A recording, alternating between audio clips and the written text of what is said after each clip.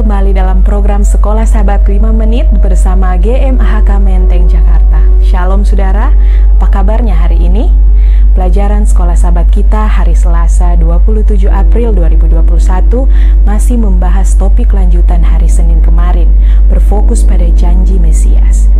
Kejatuhan Adam menghasilkan dalam manusia paradigma baru kejahatan.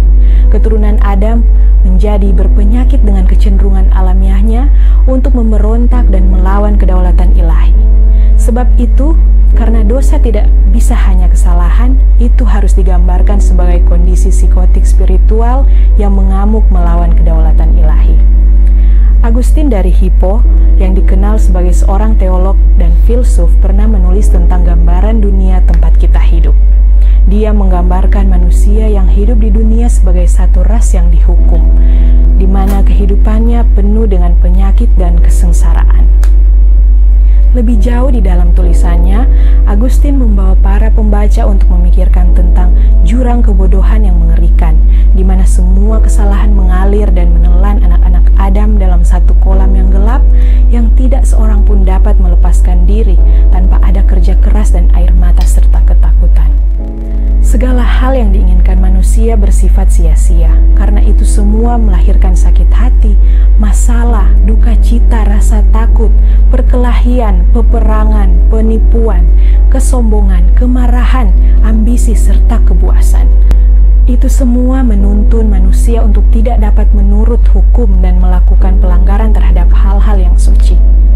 Saudara, kesimpulan apa yang dapat kita ambil dari tulisan tersebut? Dunia rindu sebuah situasi dan kondisi yang lebih baik. Thomas Brown menulis, untuk menikmati kebahagiaan yang sesungguhnya kita harus berjalan ke suatu negeri yang sangat jauh, bahkan di luar diri kita sendiri. Setuju atau tidak, kutipan tersebut mengingatkan kita tentang pengharapan kita dalam Kristus Juru Selamat kita, bahwa Dia akan mengakhiri segala penderitaan dan kemalangan di atas dunia ini. Wahyu 22 ayat 3 menulis, maka tidak akan ada lagi laknat. Dalam terjemahan New King James Version disebut, and there shall be no more curse. Wow, sungguh ajaib janji ini saudara. 1 Tesalonika 4 ayat 16-17 menambahkan, sebab pada waktu tanda diberi, yaitu pada waktu penghulu malaikat berseru dan sangkakala Allah berbunyi, maka Tuhan sendiri akan turun dari sorga, dan mereka yang mati dalam Kristus akan lebih dahulu bangkit. Sesudah itu, kita yang hidup, yang masih tinggal, akan diangkat bersama-sama dengan mereka dalam awan menyongsong Tuhan di angkasa. Demikianlah kita akan selama-lamanya bersama-sama dengan Tuhan. Betapapun keras dan tidak menentunya situasi kehidupan kita sekarang, namun satu hal yang pasti, bahwa masa depan itu cerah dan sungguh ada. Tetapi itu semua hanya boleh terjadi karena apa yang Allah lakukan bagi kita melalui kehidupan, kematian, kebangkitan, dan pelayanan Imam Besar Yesus Kristus.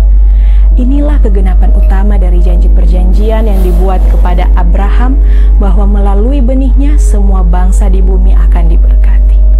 Terima kasih telah bergabung dalam program Sekolah Sahabat 5 Menit bersama GMAHK Menteng Jakarta. Jangan lupa untuk terus menyaksikan tayangan ini setiap harinya. Tuhan Yesus memberkati.